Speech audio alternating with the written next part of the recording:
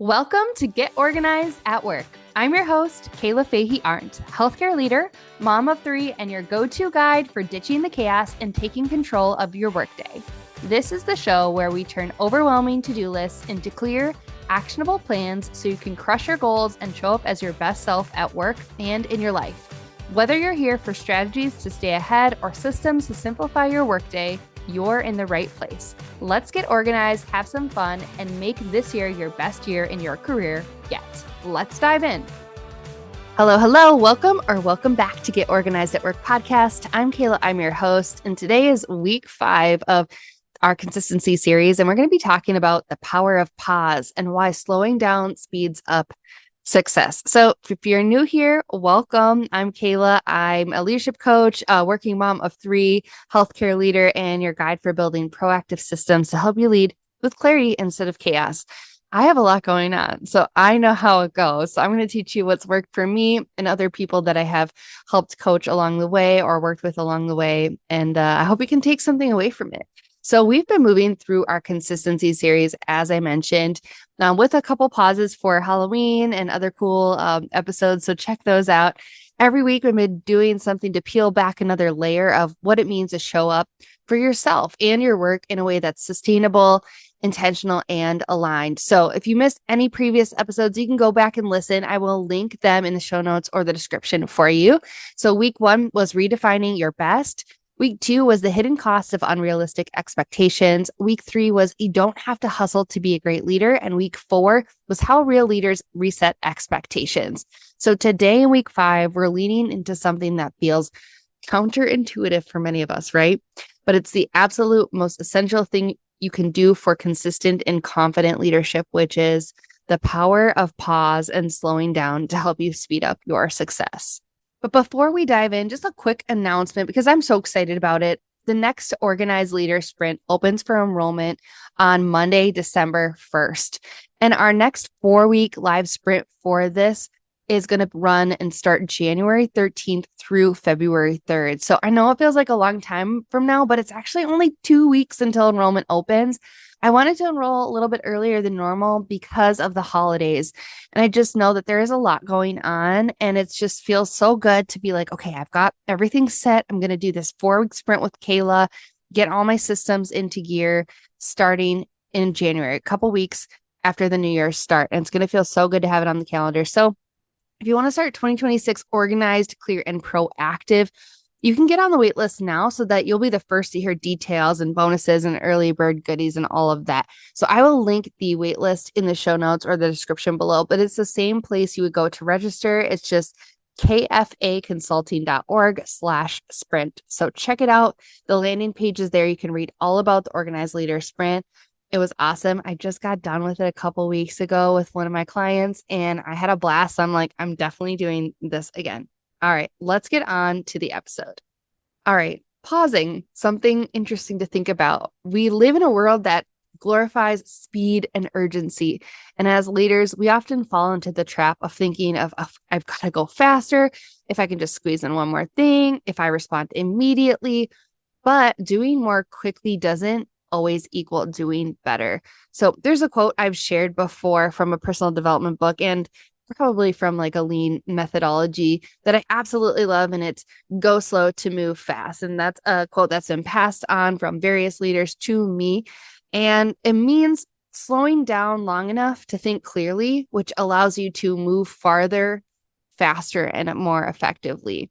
And honestly, I have a great story about this. My director, I sat in a meeting with her, just me and her. We're talking about my next levels for my various career progression. And she told me a story about how she was way in front of her team. She drew a line on the whiteboard and kind of all the way to the right was her. And then she drew like a dot to the left on that same line. And it was like, that was my team. And I was way out front and they were way back there. And I had the vision. I was excited. I was like, go, go, go. And the team was suffering because they could not keep up with me. And I hadn't really thought about all the systems that I could create or all the ways that I could lead actually right next to them instead of them having to lead by them, basically be by themselves because I'm out way in front. And so in leadership, slowing down to move fast, to me, it's everything. It's managing yourself, but then also figuring out what is it that it's going to take to help my team get there. Because they're going to they're going to need you to bring them with you, right? Because if you're just out front, like they're going to be like, where did my leader go? So we're going to talk more about that and kind of like break down how to do that in this episode, especially with the end of the year coming. But I wanted to start out and kind of with a healthcare analogy, if you will, because I'm a healthcare leader. I work in the laboratory. I'm a lab manager. And in healthcare, there's this really awesome and interesting concept called pause for the cause.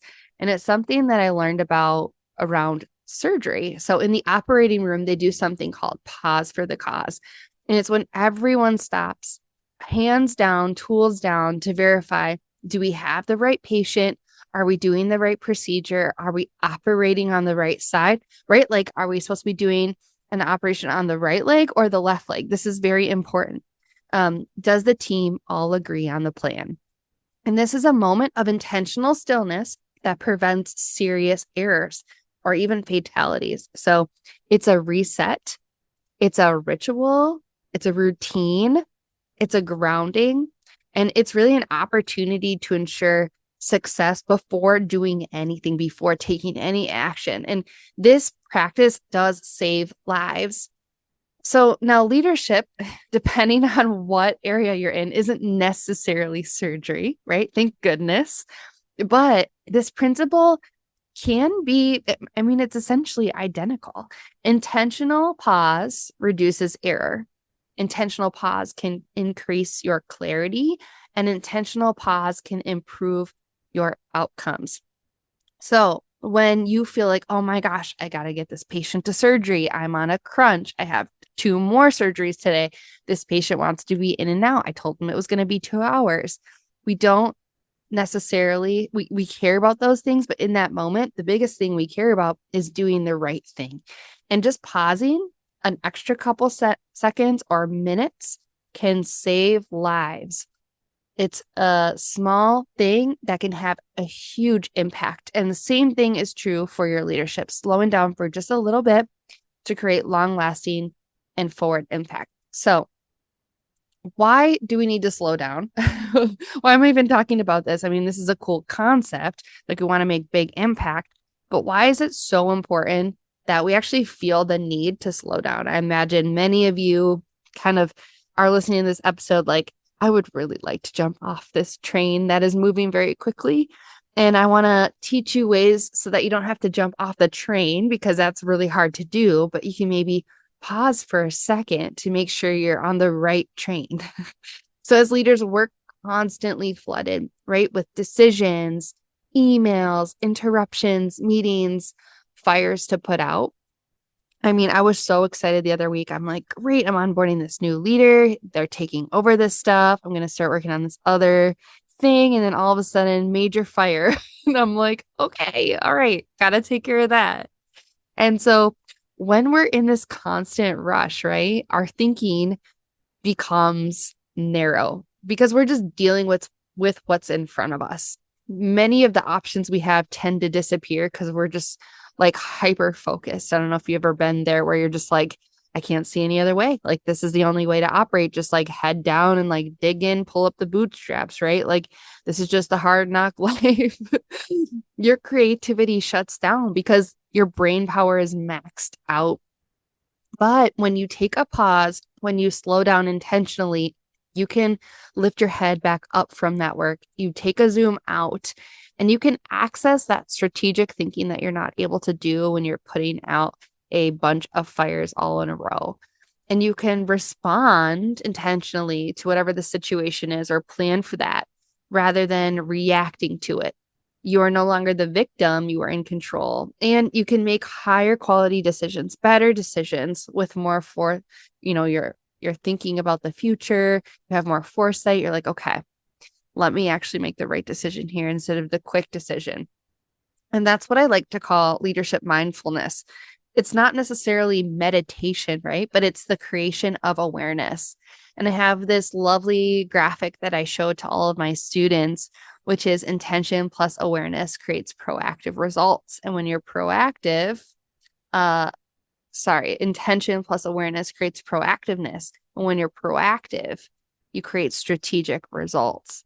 So what are we being aware of when we take this pause? Well, we're taking note of what's our current capacity. What would we like that capacity to be? What are our goals for ourselves, for our team? What does our team need from us? What do you need from the team?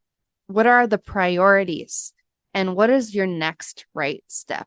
And you can only really do this well when you pause to create clarity. Clarity can fuel consistency, and consistency then allows you to be proactive, driving those strategic results. So you see how it's like all coming together in a bow. All right. So you're like, okay, Kayla, I want to jump off this train. Like, I want to get off of it. Also, I don't want it to feel like I'm jumping off the train. How can I just take a brief pause? Is that pause going to be enough? Like, how can I do this? How do I slow down when everything and everyone seems to be demanding of my time all of the time? So I'm going to give you some tips for creating time and pause from like the everyday. And then we're going to zoom out and expand it to the month, and as well as sort of like an annual time. Okay, so like just keep that in mind. I'm going to give you some options. So the first option is creating some small micro pauses throughout your day. So for example, this is the level at where you might feel like you are going to be reactive, but you're going to pause, find that space between you getting the stimulus or that input and then you actually responding. So for example, before replying to an email, pause, breathe, skim your goals, then reply.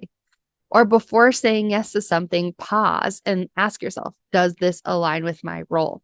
And before entering a meeting, do a mental reset, a ritual of I'm going to pause, I'm going to breathe in a square, breathe in for 4 seconds, hold for 4, out for 4, right? And mentally define what your outcome is going to be in this meeting. It's these tiny moments that matter. And I know you're like, okay, whatever. These don't seem like that big of a deal, but it really is. I had a day the other day. It was like last week. I had actually multiple days where back to back to back meetings all day. Like I was like, when am I going to eat? When am I going to go to the bathroom? When? And I found though that second day when I thought, oh, today's going to be hell, that actually had a really good day. I was like, what did I do differently? Because today shouldn't have been a good day in theory. And I was like, oh, you know what? I let go of my expectations for the day. And I just went into everything excited. Like I was like, okay, before I turn on this Teams meeting, I'm going to be excited to be here, even though like the last meeting was long and I had to be excited to be there as well. And I breathed for a little bit. I was like, okay, what's my intention? I'm going to be happy because I'm present and then I get to be in meetings, right? Like I get to be with these people to help them. I don't necessarily feel like it's my most strategic place to be, but it's where I got to be today. It feels like the right place. So I'm just going to take a minute and be cool with that. I'm just going to be present and then I'm going to deal with the fallout later. But right now I'm here. So just like that realization, like this is where I'm at. All right. Some weekly pauses for the cause ritual that you can create. So I talk a lot about reflections, and a good days to do these would be like the end of the week, Fridays, or the beginning of the week. For me, I feel like on Friday, I'm just like, I need to close the laptop and be done. So I feel like Monday is a better shot for me to actually get this stuff done. But reviewing the goals for the week. Okay, what is the goal this week? Do I have any priorities coming up? What do the next 2 weeks look like? For me, my calendar fills up 2, 3, 4 weeks ahead. So it's like, if you're not on my calendar now, it's going to be tough to switch, something around. Is there anything I need to add? Kind of doing that housekeeping prep for myself, familiarizing myself with my calendar, realigning the priorities for myself. And kind of in that moment, okay, so like 4 weeks ago, I thought this was important. Is this meeting still important? Like, is this noise versus something that's going to make impact? And then canceling meetings or excusing myself from meetings or finding a delegate for meetings that don't serve my purpose for what I need right now. And this is something that I do teach and practice inside the Organized Leader Sprint. And leaders tell me it is really, it changes their life and the way that they really think about their work. They're not just going through the motions, but they're being really selective about where they spend their time each week. But you can't do this if you just hop into Monday morning meetings and all of a sudden it's Wednesday and you're like, shoot, I need to get this done. I haven't touched it. When am I supposed to do this? Or I didn't delegate this. Now there's a deadline, right? So just giving yourself a few minutes and it's going to help you so much. And if you're struggling, like, okay, I do have huddles in the morning. I do have XYZ. I think it's okay to one-off miss some items as long as you communicate with folks and say, I need a strategic hour. Can you give me an update? Start asking people to help you fill in the gaps. That's why you're leading a team. You don't have to be everywhere all at one time because it's not possible. So take the time that you need to help support others and ask other people to help support you. All right. Now, this is a really fun one for me. This is I like to call this planning and admin day for myself, or if you want to have fun with it, because it's November, December time, your CEO of my career day, whatever you want to call it. Whatever you like to think about your role or however you think about it or what you do, something that gets you pumped and excited. And this time of year is perfect for pausing because there might still be a little bit of a rush right now, but now after Thanksgiving and then the last couple weeks in December, most people are out of office. Calendars tend to lighten up because people are like, yeah, we're not actually going to do anything on this project. And if people are, I think you can kind of push back and say, maybe we talk about this in January. Your inbox hopefully is quieting down. Mine certainly hasn't yet, but maybe it will in the next few weeks. And this is just your leadership opportunity window. For me, when people are out of office, a lot of times they'll take Christmas off. And for me, a lot of my leaders tend to take like the first week of the year off, which I love. And I've learned that if I work one of those days, actually get like a whole day or two where nobody is even like thinking about me because they're all off. And so blocking half a day or a full day as the CEO of my career day and using it to reset my goals for the year, clean up my calendar, map out my quarter one priorities, review projects, get a head start on performance reviews for the next quarter, reflect on my leadership wins and where I could be doing better, and then looking at my next year's vision. So one pause day now, I feel like can save you weeks of confusion later. Like you kind of roll into the new year like, I know what's up. I know how I did last year. I know where I want to go.